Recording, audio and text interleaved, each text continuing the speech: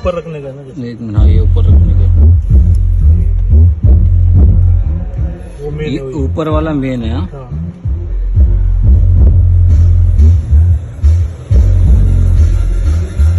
ये ऐसा बेस कम चाहिए ना वाइब्रेशन, ये बीच वाला है। ओके, ज़्यादा वाइब्रेशन नहीं चाहिए।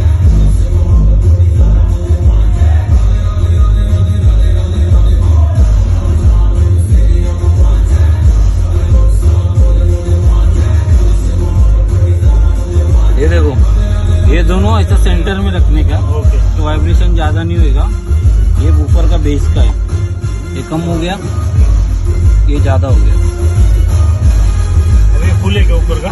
हाँ फुल है। अभी डिक्की बंद करेंगे ना, आवाज वहां से बढ़ाएंगे तो पंच आता है इसका। ओके, थोड़ा ज्यादा चाहिए तो इतना रख सकते हैं सेंटर। थोड़ा सा बड़ा है, वाइब्रेट नहीं होगा, खाली वो फर बहुत हो जाता है।